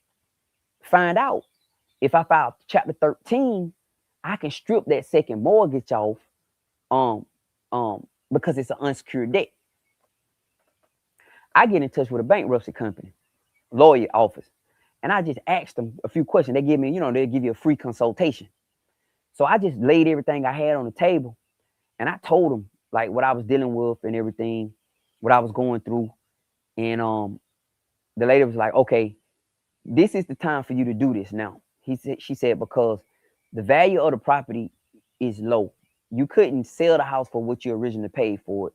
And you've been paying them. I had been paying them for, at that point, I think I had been paying them, it was over 5 years, 7, 8, 9 years, something like that. I had been paying them for a while, $220-something a month for like 9, 10 years, right? So, hold on, I'm getting all kind of messages, guys. Hold on. I'm sorry. Okay. Anyway, let's do the math. So let's say I was paying, it was probably like $221. $221 times 12, that equals $2,600, right? Times 10, I had them paid them like $26,000 because I was in the house probably about 10 years. I was in the house about 10 years before I did that. But the balance was, and I remember they only had financed $22,000. That's the only amount they financed. $22,000. I mean, it was a predatory loan. So at this point, the balance was going up. The value of the property was going down. So my lawyer said, just do the bankruptcy. I did the bankruptcy. And it was so embarrassing. It was so embarrassing because they had to send a letter to my job, y'all. And the lady, I remember when the lady called me back to her office and told me that they're garnishing you, Larry, the bankruptcy trustee. She made sure, and she put it in the email. I was so embarrassed because I didn't want nobody to know. So I filed Chapter 13. They stripped the second mortgage because it was unsecured, but they did send me a 1099 in that year. So when they stripped that second mortgage, I got a 1099 because they considered that income. So you don't have the debt to the lender anymore, but you may wind up having a debt to the IRS. And y'all, if you ever dealt with them, they don't play by their money. But I got it straight. I had a great tax lady, Miss Friend. She passed on, but she was a great lady. She knew how to help me. She helped me a lot. we owed a little money, but President Obama had came in and they had issued out them doggone checks. So we offset the amount we owed for them checks that the Obama administrator came. It's a long story. So I had my cars, even though I was in good standing with my vehicles, but at the time when you do a bankruptcy, you got to put it all, especially 13, you got to put it all in there.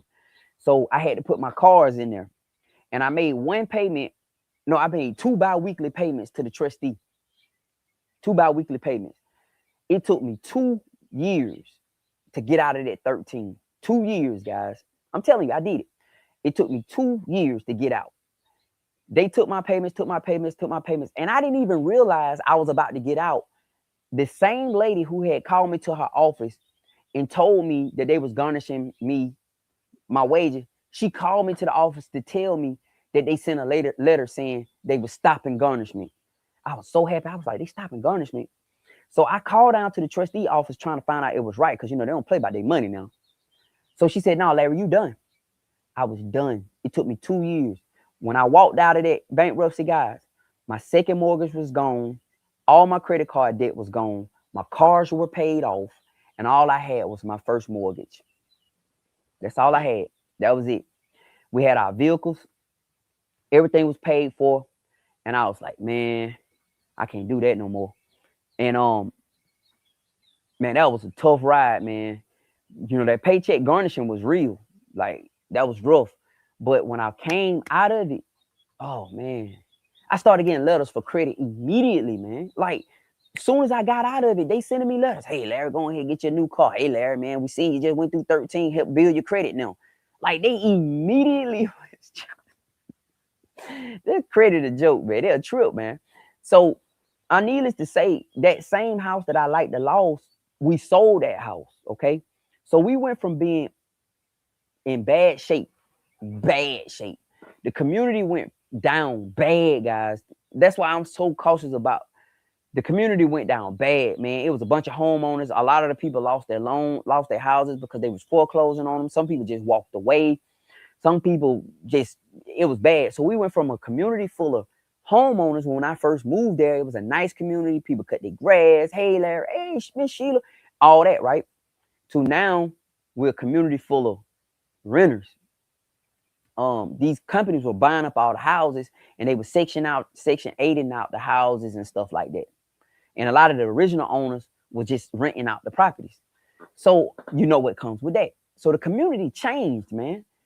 So now we in the community, and it's done changed. It's different. They respect us, though. They had broken our house one time. But other than that, they respect us, right? We got cameras all up. So I'm in the community, man. I'm to the point now where I don't want to be there no more, because it done changed so much. Cars all on the side of the road. The HOA is non-existent pretty much. It's a lot of the older residents it's just a joke at this point. Nobody respecting the HOA. Cars parked on the side of the road on both sides. So when you're driving up through, it's a tight ride because they got their cars parked on. It's just a mess, man. People not cutting the grass, kids hanging out everywhere. Like, it was just turned into the trap. Okay, I'm ready to go. All right. So 2021 hit. Okay, so 2020 hit and everything shut down. 2021 hit. All the people in California sold their homes, and all this money started flowing in the city of Atlanta. So the same house that was only worth $20,000, I'm going to show you how it's crazy. Me and my wife are just working on the house. We was getting the house remodeled. My plan was to not sell it. My goal was, I only owe like 40 some grand on this house now. We're just going to pay this house off and live in this house. That was my plan. We're going to make it really nice and live in it. So we just living in the house at this point, guys. We ain't, you know. So one day I'm talking with my wife, and we just talking about doing it. We're going to sell it one day, you know. And my wife said, let's just do it. And I was like, yeah. She just went on ahead and did it. She said, we're going to do it. So we got appraiser on the house. The last time we got an appraiser on the house, we got a tax assessment on the house. It was like $20-some thousand. Now, of course, the tax bill's been going up, but I just figured that was the DeKalb County trying to get money. They appraised the house. The first appraisal we get back is $225. $225? Really? So we got $225 back. So we get in a contract with this girl. The girl put up some earnest money. They said the house got to appraise. The house appraised for the value. The house appraised for more than the 225. The deal fell through because the girl money wasn't secured. So we end up with her earnest money. Her realtor did something crazy. We end up with her earnest money. Got us a new realtor, right? We got us a new realtor. We told her how much the appraiser was. She looked at us and said, what? No, that's too low. We need to get this appraised again. Got it appraised again. It came back. It appraised higher. It appraised like 10, 15, almost $20,000 higher. We like, what? Listen to me, y'all. Them people started offering us that money for that house, that same property that was almost lost in foreclosure. That same property that the neighborhood was only nothing. They were selling properties in our community. They had a property listing in our community where they had about 5 or 6 of them listed, and you could get them at a deal rate. Investors was buying them and just cleaning them up and putting renters in them. Like you could buy all 5 of them for $100 grand type stuff. That same property, we was able to renovate that mug, sell that mug, make enough money to buy this place here. So you may be situated in a position, you may be in a position right now and the situation ain't looking good. All I can tell you, man, from my experience, I don't know what your details of your situation is. I don't know what your relationship with the Lord is. None of that, okay? Non-judgmental, I'm fine. But when that saying goes, what the devil meant for bad, God meant for my good, I live that. This is good right here, y'all. The whole time the plan was being put in place, all we had to do was maintain it and walk in it and stay on course. But boy, was it hard, y'all. Boy, was it hard. When I tell y'all it was hard, I'm not going to lie and say it wasn't scary and it wasn't hard. I'll be lying to y'all. If I tell you right now and say it was nights, I'll be woke up staring at the ceiling and my wife sleep. And I'm thinking, I'm in my mind making decisions about what we're going to have to do if we go into foreclosure. Because we in foreclosure, pretty much. But the market is so oversaturated with foreclosures that we ain't high up on the list. But we in pre-foreclosure because I can't make the full payments. I'm short almost $500 every month on the payment. Every payment I make is $500 short, if not more, $600 short, if not more. You get what I'm saying? So all I could do at that point, because, I got car payments, all I could do at that point is just try my best to just hold it in the middle of the road. So that same house I'm losing sleep over, because I stayed in there and didn't walk away like everybody else was doing. Everybody at that time, 2008, 2009, 10, 11, 12, everybody was walking away from their properties. It was cool to have a foreclosure then. Well, I ain't gonna say cool, it was acceptable. Foreclosure is a shame, a mark of shame. Now you hold your head down, you talk about foreclosure. At that time, people, man, I let that house go. My auntie, she passed on, she did it. She walked away. She moved down the street from me. And I was just thinking, like, after I got this and we sold the property and I watched how that same community that was nothing at the time turned around, I was just wondering to myself, like, how much money she would have made if she would have stuck in there. We could have did all this together because her mama right there, that's my grandma. We could have said, okay, we're going to buy a 50-acre place. You got your money, and my sister sold her, but she wasn't going to move out of the city, but she made more money than everybody because she bought in Fairburn. She did good. She made more money than everybody, straight up. But just imagine if all of us had put it together. I always think about that. My auntie gone, my sister, she up there in Coweta, so she doing well. She living how she want to live, right? But I was just thinking, like, we could have bought a 100-acre place, put 3 properties out there. If it already wasn't no place out there, we could have bought it, put 3 properties out there. We ducked off. You see what I'm saying? As a unit. But don't give up on that, man. I don't know what your situation is. I just want to make sure I say that. But I'm a living testimony of the power of persistence, weathering the storm, sticking it out, trusting the Lord. I'm a testimony to that. Like, these ain't just words. I know you would rather hear from somebody who actually walked what they trying to teach, right? And tell. You got so many people who ain't qualified to talk about the things they talk about. It sounds good, but when you look at their resume, they really don't have the experience. Remember, I did a video today about make sure somebody carry the weight of what it is you trying to accomplish. And what I did was I talked about a person lifting weights, right? Maxing out lifting weights. You watching them from the sideline, you learning how to do it, but you still don't understand what it's like to get up under it, right?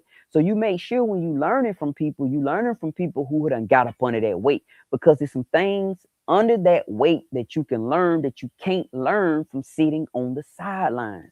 I always say that it's some things that you're gonna learn under the pressure of foreclosure that you're not gonna learn as long as everything good. Sick people have a different understanding of life. A person who has been sick before, they understand life way differently than we understand life. You know, because a sick person just don't want to be sick no more. They ain't worried about all the stuff we worried about. You know, we worried about this, that, and the third. They worried about just not being sick no more. You know, they feeling like all I need to be is not sick. I don't care what I have, what I don't have. I don't care where I gotta live, but if I'm not sick, I'm fine. You see, so make sure a person who is you learning from, or you choose to, you know, cross pollinate with, actually have carried the weight of what they trying to teach you, and not these just words. Because we got a lot of that now. You know, social media, and everybody got a camera, so everybody is an influence. They influence somebody, right? And that's all power is influence. So everybody who got a camera got some type of power, you know, and everybody is wielding that power, but it's I don't know how much real weight is behind what they saying, like experience. So I done been through pretty much everything. Well, I done been through everything I done told you. I ain't gonna say pretty much. I never talk or teach about nothing I've never done or experienced. Either I failed at it horribly or I won at it greatly. You hear what I'm saying? So if I'm gonna tell you about it, either I failed at it horribly or I won at it greatly. Straight up. And a lot of times I did both. I failed both times. I failed and then I won. Yeah, so I can tell you about some stuff like that, right? So that's my push for everybody, man. All y'all, man. Don't quit. Don't quit. Figure a way out. Figure out a way around it. Learn how to use the system. Um, us as people, we don't know how to use the system well enough. We don't.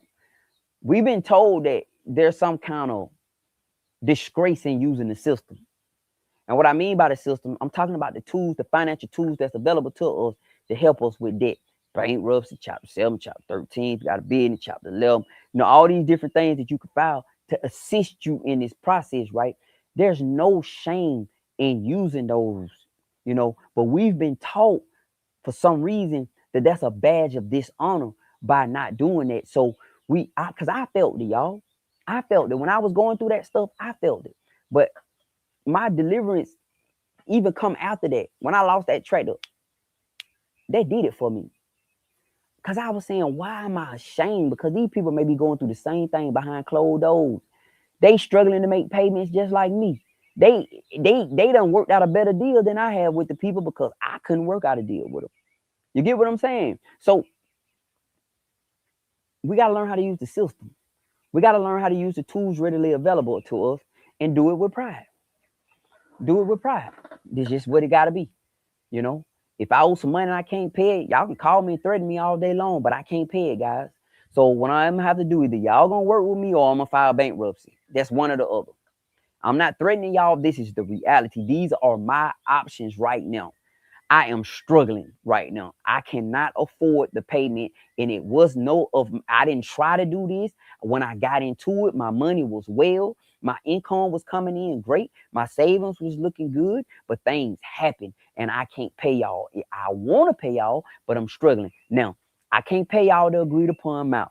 I know I said I give y'all $463 a month. I can't do that. But could y'all take $150 for the next 6 months and let me get caught up? Because not only do I have y'all to pay, I got a few other people to pay. They say no. I say, well, this the only option you leaving me with is bankruptcy. That's it. Because if y'all gonna come after me and y'all gonna try to get a judgment against me, I would be a fool to sit there and allow y'all to do that when I could just walk down to a federal court, file a bankruptcy petition. Because bankruptcy protects you. That's it. And I can get in a 13. I don't have to do a complete liquidation with a 7.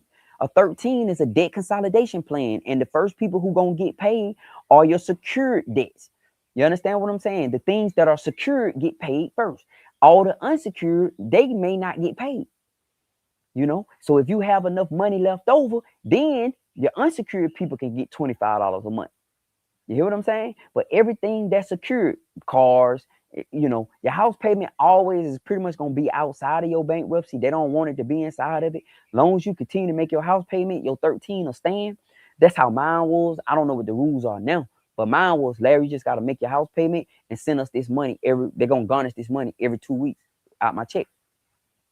So, I went through that. Company called me talking about woofing and telling me what they gonna do. I tell them, hey man, I'm sorry, man. I can give y'all $97 a month.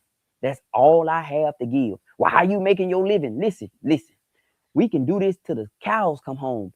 I can't give you no more than $97 a month. You can threaten me. You can say whatever you want to. You can tell me I'm a horrible person. You can criticize me, try to make me feel bad. I don't care because I don't have the money. You understand what I'm saying? Now, if y'all want to work with me, let's talk. If you don't, then y'all can come after me. And what I'm going to do is I'm going to stop paying everybody and I'm going to let everybody come after me. And then I'm going to go do a chapter 13 and then I'm going to get on the bankruptcy protection. But we don't have to do that, sir. All you got to do is take these $97 a month for the next 3 months. Let's revisit the situation in 3 months and let's see what we can do. And that's how it works. When they don't want to do that, you ain't leaving me no option, sir. Yeah, you ain't leaving me no option. So that's how I talk to them. That's what I tell them. You're not finna boo me.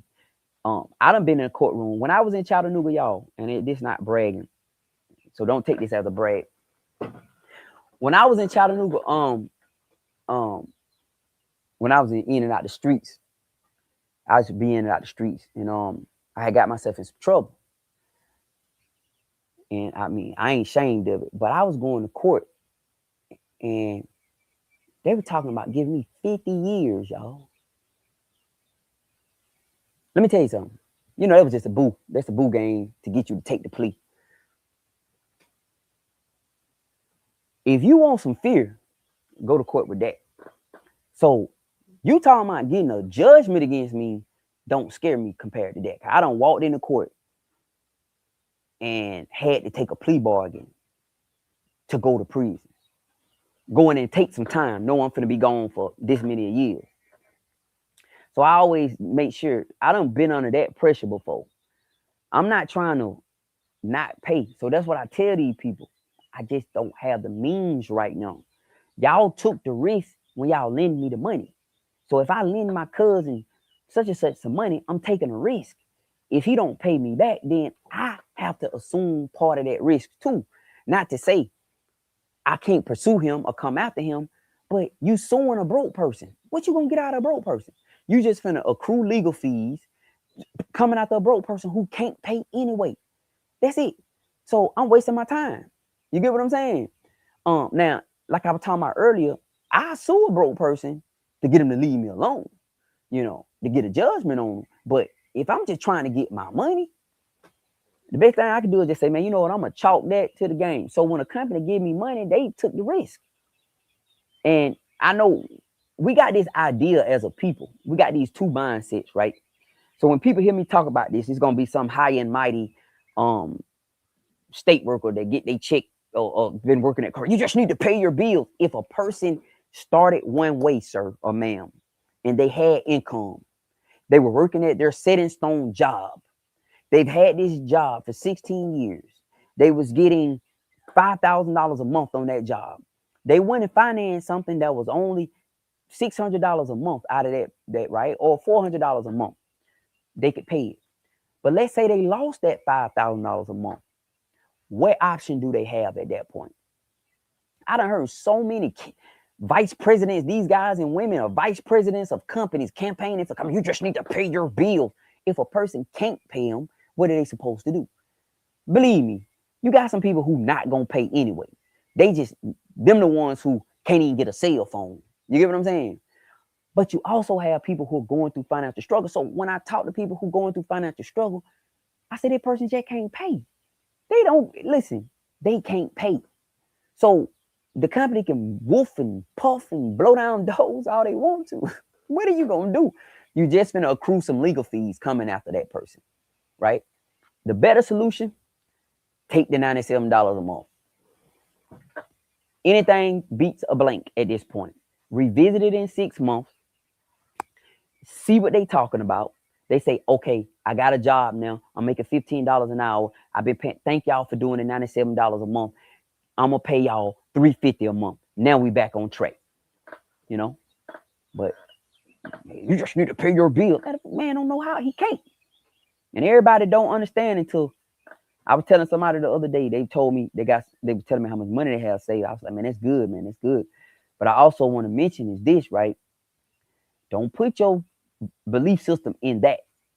Don't make that your faith, because you can be diagnosed with something tomorrow and you'll give it all up just to get better. And you'll give it all up to not get better. For real. You'll give it up for the promise of getting better. For real. So what you had your faith in and your heart and pride and soul in can save you. So I would rather put my heart, soul, and faith in the miracle worker, the miracle person. That's what I want to put it in. Because you got people who've been diagnosed with stuff. The doctor said this, that said that. And then a miracle was performed. They don't know what happened. So that's where my faith lies at. All right. My faith is in that. This system gonna let us down every time, guys. Every time. Every time. You know. But I love to share my testimony and story with y'all, because I really feel in my spirit that people go through things and, you know, y'all don't want nobody to know. I understand. I do. Because I don't want nobody to know my business either. But they say we overcome by the blood of the Lamb, the miracle worker, and the power of the word of our testimony. It's twofold.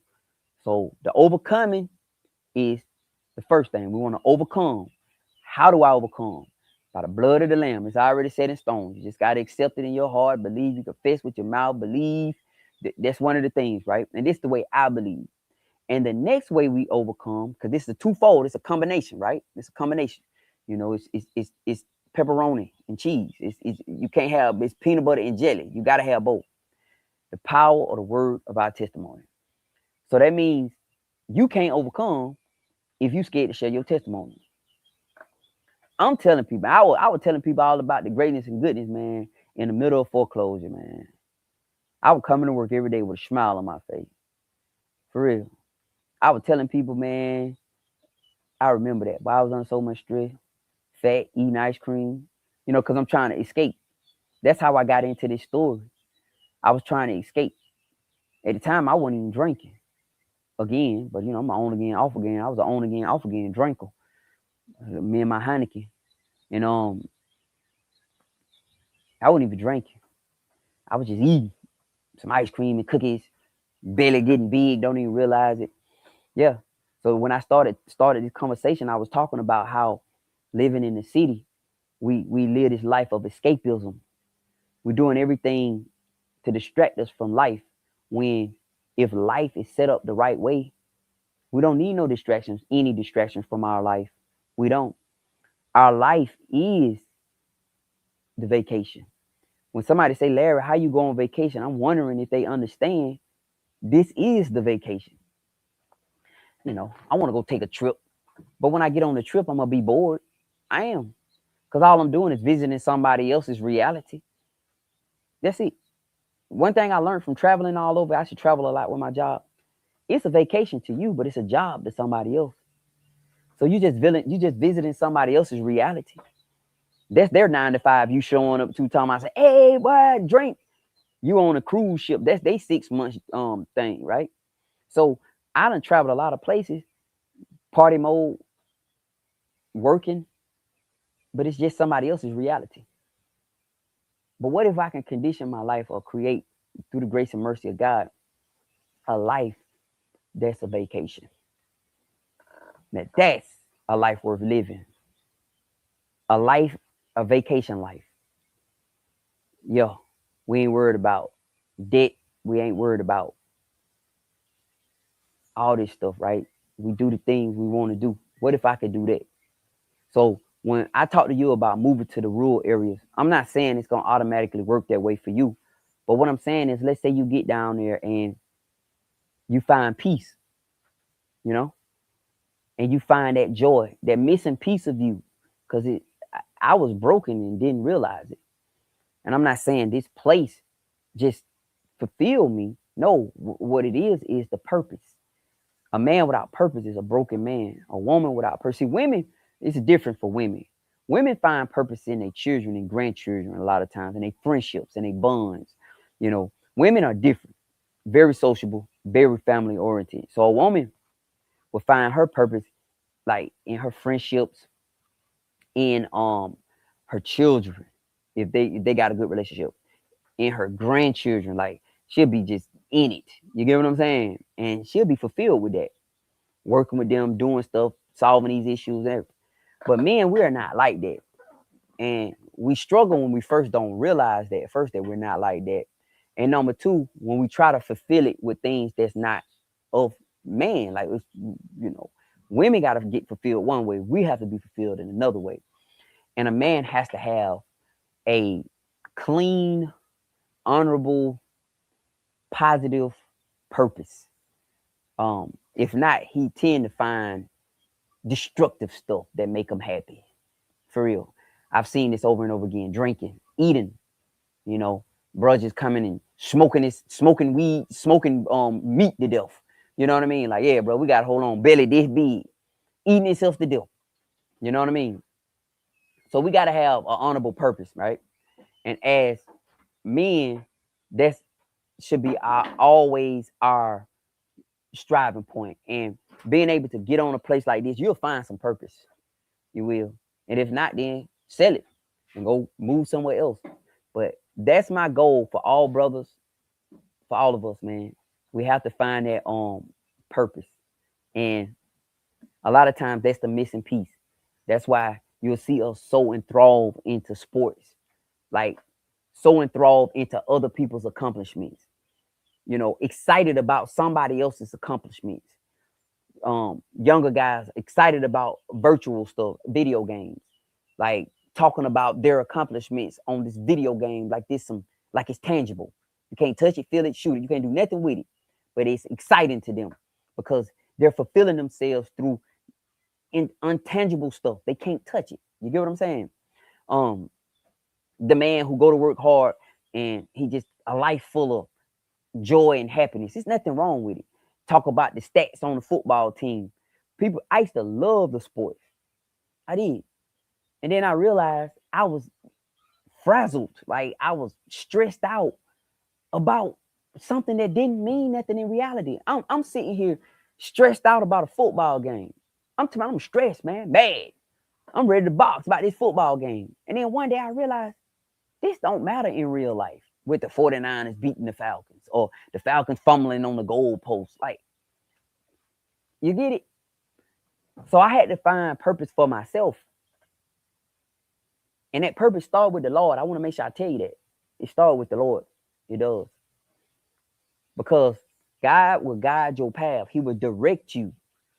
But you first got to give it up to him. And a lot of times that's the sticking point. One foot in, one foot out. Dipsocho, double-minded man is unstable in all his ways. Vacillate between purpose and opinion. One day this way, that way. You got to give it up to him. You do. And that purpose will be established, guys. It will. I know a lot of brothers, we don't get into the super spirituality, but it's truth in it. It is. It's truth. I'm a living testimony of it. And I try to always share that with my brothers and let them know. But I just want to encourage y'all. I ain't going to talk y'all to death. Sometimes I get in that mode. But I just want to share that brief testimony. Well, I ain't going to say brief. It wasn't brief. I just want to share that testimony with you guys as encouragement, hope, and inspiration. Right. Y'all are the people of God, whether you choose and accept him or not. Because you could have died in your mother's womb. You didn't have to make it out. You know how many people is not here to watch this live video today or plugged up on a machine right now on their way out? You see what I'm saying? But you healthy in your right mind and can sit here and watch me talk about this and the goodness and the greatness of God. And you don't have no reason to doubt him. You don't. You don't have no reason to doubt that you're a child of God, that you his people. You may struggle with the concept. You may struggle with the religious aspect of it. You may struggle with if it's this or that or whatever, right? But never doubt that you're a person of God. Never doubt that. All right. I'm about to roll. I gotta get going, man. I gotta go feed my chicken. Feed my chicken and go feed these animals right quick. But I just want to jump on and talk with y'all. I appreciate y'all watching. I really do. I pray something I said today help. I do. Like, I really do. I pray something I've said help you. That you had a fire that had kind of went dim inside of you, or the hope had started dying. And I pray looking at this video and watching me talk and just hearing my heart that it helps. For real. I do. I pray it helps. And that way I'm walking in the will of God. Because God want to give hope to his people. He don't want his people to be hopeless. Because when we lose sight of what all that matters in life and the realness of life, then we tend to lose hope in the Lord. All right? Thank y'all, man. I'm going to roll. I'm going to talk to y'all next time, man. Y'all be good. All right? Y'all be easy, man. It's Larry. Peace.